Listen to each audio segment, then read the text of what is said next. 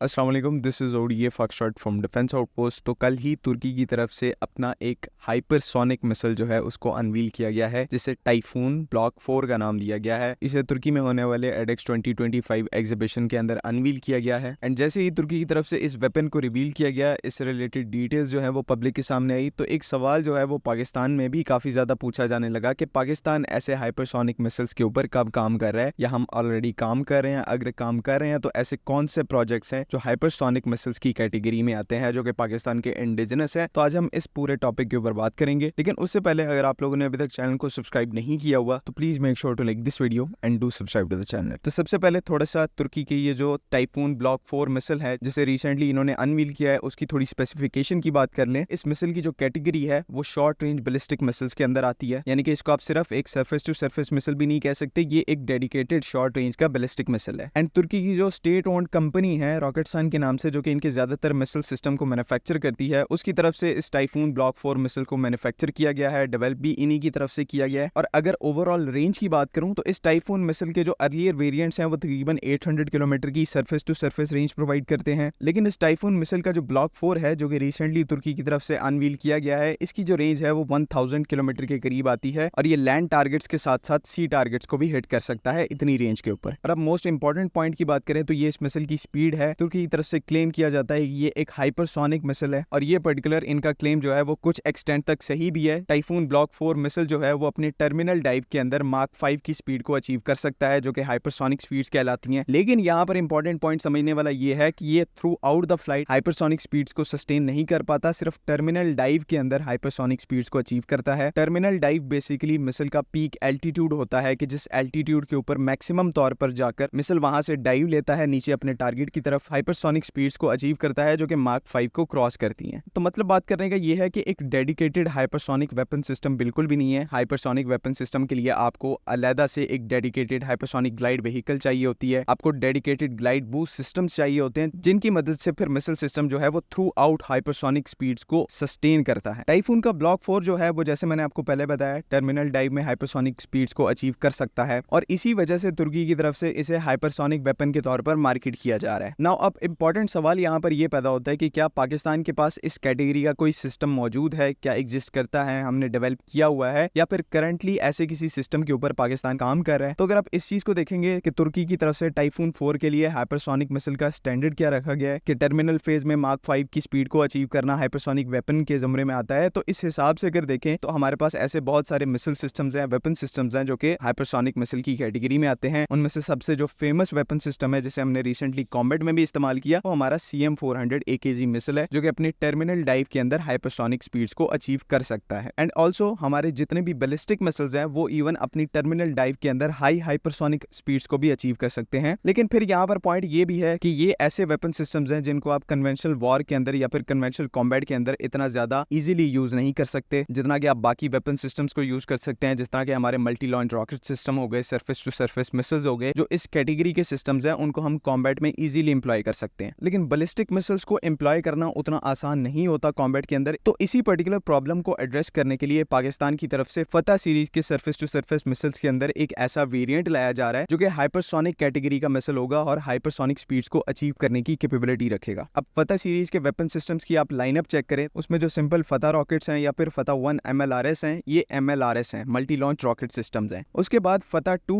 या फिर फतह 3, या जिसे हम अब्दाली मिसाइल सिस्टम के नाम से भी जानते हैं, तो ये जो वेपन सिस्टम्स हैं ये सरफेस टू सरफेस मिसाइल की कैटेगरी में आते हैं, SSM की कैटेगरी में आते हैं, ये MLRS सिस्टम्स नहीं है। जिनमें सिंपल फतह और फतह 1 जो है वो सबसोनिक स्पीड्स के ऊपर ट्रैवल करते हैं, जो कि नॉर्मल MLRS की स्पीड होती है। उसके बाद जो फतह 2 मिसाइल है, ये क्वाज़ी बैलिस्टिक मिसाइल है और हाई सुपरसोनिक स्पीड्स के ऊपर ट्रैवल करने की कैपेबिलिटी रखता है। लेकिन जो हमारा फतह 3 सरफेस टू सरफेस मिसाइल है, इसके बारे में ये कहा जाता है कि ये हाइपरसोनिक स्पीड्स को अचीव कर सकता है टर्मिनल डाइव के अंदर, लेकिन इसके बारे में थोड़े डाउट्स हैं, बिकॉज फतह 2 से कंपेयर करेंगे तो वहां पर आपको रेंज 400 किलोमीटर मिलती है, और अब्दाली के अंदर या फतह 3 के अंदर आपको 450 की रेंज मिलती है। मतलब कि इसके प्रोपल्जन सिस्टम के अंदर इतना बड़ा अपग्रेड नहीं किया गया, जिसकी वजह से अब्दाली मिसाइल सिस्टम को या फिर फतह 3 को हाइपरसोनिक स्पीड्स अचीव करने की कैपेबिलिटी मिले। तो ऑब्वियस सी बात है कि यहाँ पर जो थोड़े बहुत डाउट्स हैं वो एग्जिस्ट करते हैं। लेकिन अगर हम फतह 4 की बात करें, जो कि इसी लाइनअप का सबसे लेटेस्ट वेरिएंट है और इस टाइम के ऊपर पाकिस्तान के अंदर इसकी एक्टिवली डेवलपमेंट जो है उसका पीरियड चल रहा है, तो ये जो फतह 4 सरफेस टू सरफेस मिसाइल है, ये तकरीबन 700 किलोमीटर की रेंज प्रोवाइड करता है, जो कि एक एक सिग्निफिकेंट जंप है एज कम्पेयर टू फतह 3 और फतह 2। एंड इसके बारे में अब यहाँ पर पूरे तरीके से कंफर्मेशन है कि ये जो पर्टिकुलर वेपन सिस्टम होगा या सरफेस टू सरफेस मिसाइल होगा, ये कंप्लीट तरीके से अपने टर्मिनल फेज के अंदर हाइपरसोनिक स्पीड्स को अचीव कर पाएगा। बिकॉज प्रोपल्जन सिस्टम में यहाँ पर सिग्निफिकेंट अपग्रेड है, जिसकी वजह से आपको रेंज के अंदर एक बहुत बड़ा जंप देखने को मिल रहा है, और साथ ही साथ हाइपरसोनिक स्पीड्स को अचीव करने के लिए भी यहाँ पर काफी ज्यादा कंसिडरेबल हेल्प मिलेगी इसके नए प्रोपल्जन सिस्टम से। तो बेसिकली फतह 4 को आप एक हाइपरसोनिक वेपन सिस्टम की कैटेगरी में डाल सकते हैं, और साथ ही साथ कहीं ना कहीं तुर्की का जो टाइफून ब्लॉक 4 मिसाइल है उसकी स्पेसिफिकेशन को मैच करेगा। तो जो लोग कल से ये भी सोच रहे हैं कि तुर्की का ये जो टाइफून ब्लॉक 4 हाइपरसोनिक मिसाइल है इसको पाकिस्तान को अक्वायर कर लेना चाहिए, तो ये भी बात यहाँ पर सेंस नहीं बनाती, बिकॉज इसी कैटेगरी का वेपन सिस्टम जो है वो हम इंडिजिनसली डेवलप कर रहे हैं। तो ये भी एक डाउट आप अपने माइंड से निकाल दें। बाकी अगर इससे रिलेटेड कोई क्वेश्चन है या फिर कोई कंफ्यूजन है आपकी, तो काइंडली आप उसको कमेंट्स में जरूर पूछ सकते हैं। उम्मीद है कि बातें सारी आपको क्लियर हैं। अगली वीडियो तक के लिए अल्लाह हाफिज़। पाकिस्तान जिंदाबाद।